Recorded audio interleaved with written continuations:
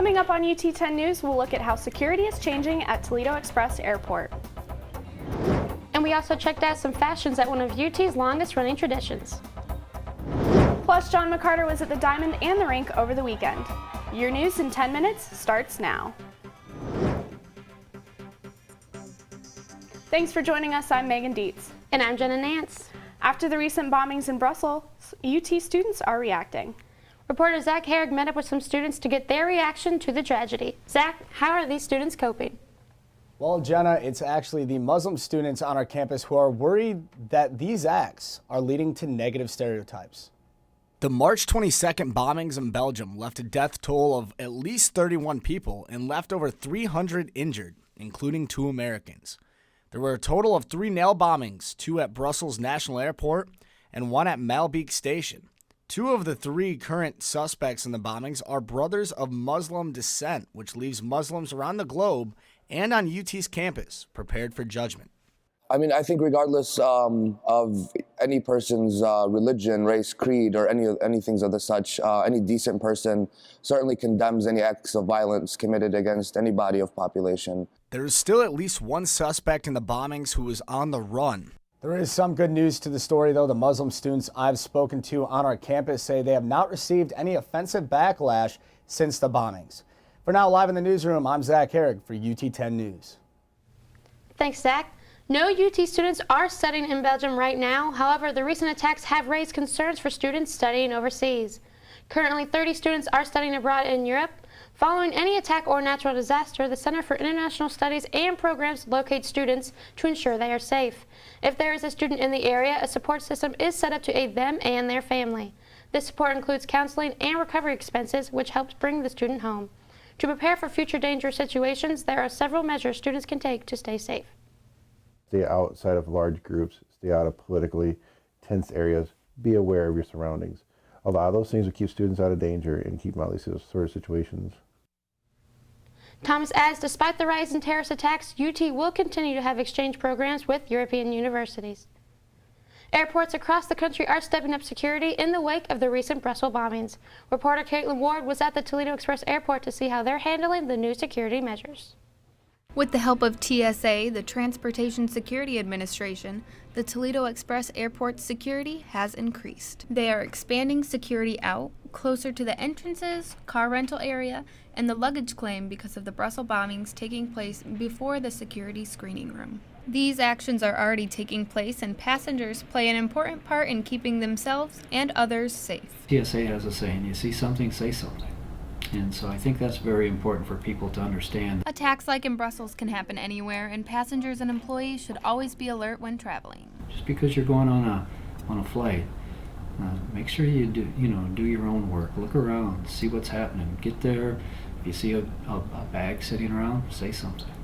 The changes being made here at the airport will be lasting. I'm Caitlin Ward with UT 10 News. Over 10 Toledo police officers were called to President's Hall on Tuesday evening. Both the TPD and the University Police were invited by the Black Student Union to Pizza with Police. The event began at 7:30 with trivia games, and later there was a Q&A session for students to get to know more about policing. The officers met with 75 students, and both groups were trying to build bonds. It's very real that we show people both, the fact that these police officers are people too, and it's a good side to them as well. And they pretty much foster and build relationships between us and law enforcement. This was one of 5 events held this week celebrating the Black Student Union. One of the longest running traditions at UT took place on Friday. The 47th annual BSU Scholarship Fashion Show was held at the Student Union Auditorium. It was hosted by social media star Casey Clark. This year's theme was Coming to America and featured one local designer, George Loco. Forever 21 sponsored the show and supplied the rest of the clothing and accessories. I think the Black Student Union is having a positive impact. I think for the fact that we're reaching out, we're working with different organizations, we're really trying to develop leaders, and I think that's what we're here to do. Sydney Jones and Alana Lewis were the winners of the 2 $1,000 scholarships raised from the event. On the corner of St. Clair and Monroe Street, renovations have been completed for the Fleetwood's Tap Room. Reporter Zach Gore looked into the historic figure the restaurant is named after. Born in Steubenville, Ohio in 1856, Moses Fleetwood Walker played professional baseball for 5 months here in Toledo. He was a catcher for the Toledo Blue Stockings, who were a part of the American Association Professional Baseball League in 1884, and the first African American to do so. And the fact that he played at that time at the highest level of pro baseball in America. In his 5-month stay at League Park, he went to the plate 152 times and managed a .263 batting average, higher than other players at the time.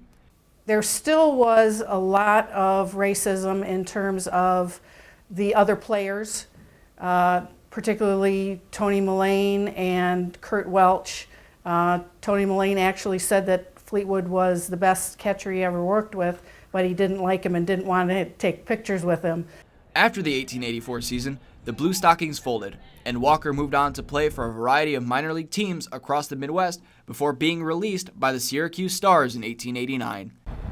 The Fleetwood's tap room will be open April 7th, Mud Hen's opening day.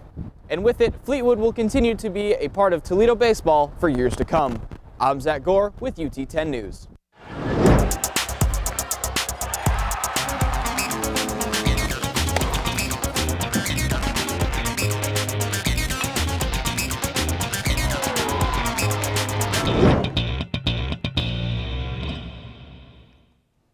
I'm John McCarter, and this is your UT 10 Sports Report.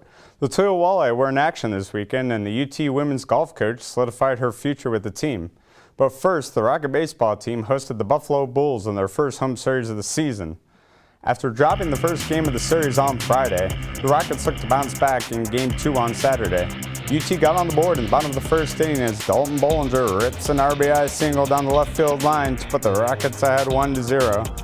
But the Bulls would answer back in the top of the second, plating 2 runs to take the lead. In the top of the fifth, Buffalo's Vinny Malero cranks a 2-run home run over the left field fence to extend the lead to 4-1. After the Bulls added a run in the sixth, UT's John Martellota hits a 2-run single to make the score 5-3 Bulls. The next batter, Ryan Callahan, adds to the score with an RBI single to bring the Rockets within 1. But that is as close as UT would get, as Buffalo would tack on one more run in the 8th and win with a final score of 6-4. Rocket head coach Cory says the offense needs to be more consistent. I'm seeing some good signs from us offensively. We just need to have more good at-bats, like you said. UT won the 3rd game of the series and will go on the road to play Ohio State tomorrow evening. From the diamond to the greens, UT women's head golf coach Nicole Hollingsworth has signed a 4-year contract extension. The contract will run through the 2019 season. Hollingsworth is in her 13th season with the Rockets after assuming the role of head coach in 2003. During her time here, she has led Toledo to 26 tournaments and 13 individual titles. This season, the Rockets have tied the school record for 4 tournament titles. Toledo is again where I've built the success, and it is hard to be successful in Division I athletics no matter what sport. And so this is where I've made my life. With 3 tournament titles left, the Rockets only need one more win to set a new school record. Now over to the ice, where the Walleye played their 2nd game of a busy 3-game weekend Saturday night against the Cincinnati Cyclones. With the playoff spot already clinched, the Walleye looked to finish the regular season off strong. Cincinnati got on the board first with a goal by Tommy Melee and continued to dominate the first period with another goal coming from Andrew Blazek to put the Cyclones up 2-0. Toledo goalie Jeff Lurd settled down in the 2nd period, not allowing a goal to keep the deficit at 2 going into the 3rd. After Cincinnati added another goal, the Walleye's Josh Shallock got his team on the board with a late 3rd period goal. It just wasn't enough as the Cyclones put it in an empty netter to seal the game and win by a score of 4-1. Despite the loss, the Walleye remain on top of the North Division in the ECHL and will take the ice this Friday at home against the Manchester Monarchs. Thanks, John. Well, that's it for UT 10 News. For the latest breaking news and from campus and bios from all UT 10 reporters, go to our website, ut10news.com. And remember, you can watch the live stream of our newscast production every Tuesday morning at 10:30 on our YouTube channel. For Jen and Nance, John McCarter, and all of our crew, I'm Megan Dietz. Have a great week and stay tuned for more news from the UT campus.